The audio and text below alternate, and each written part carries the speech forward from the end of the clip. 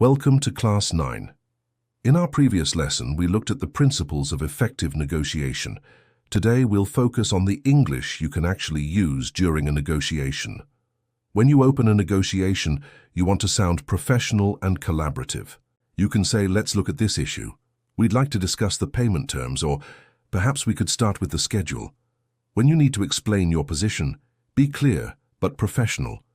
Useful expressions include, our position is, we would need, and we believe that. Negotiations often involve complex information. If something isn't clear, don't guess. Ask for clarification. You can say, could you clarify that point? Or could you explain what you mean by this clause? You can also check your understanding. For example, so if I understand correctly, you're asking for an extension of 3 months. This can prevent misunderstandings when making a proposal. Avoid sounding too demanding. Expressions such as we could consider at or would you be willing to are create space for discussion. If you don't accept a proposal completely, you can make a counteroffer.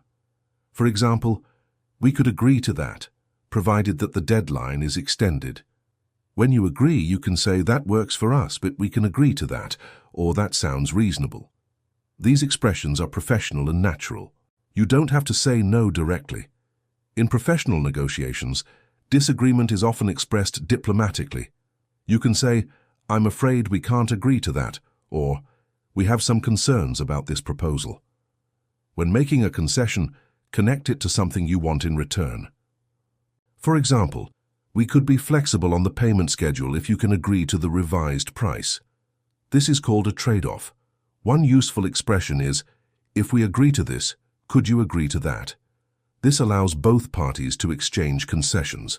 You don't always need to answer immediately. If you need time, say, let me consider that, or we'll need to review this internally. If you need to reject a proposal, remain professional.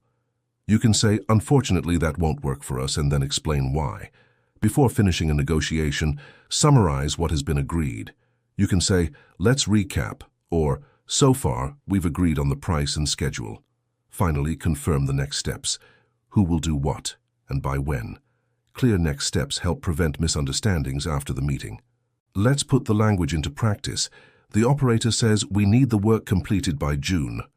The contractor responds, that may be difficult for us. Could we discuss an extension? The operator makes a proposal. The contractor makes a conditional concession. This is the kind of language you may hear in a real professional negotiation. These are some of the expressions worth remembering. Don't just learn the words. Practice them as complete phrases so they become easier to use naturally. Now imagine you're in a negotiation. What would you say if you didn't understand a proposal? If you needed more time? If you disagreed politely? Or if you wanted something in return for a concession?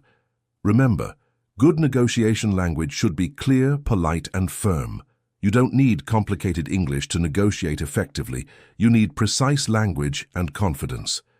In Class 10, we'll apply this language to one of the most common areas, money.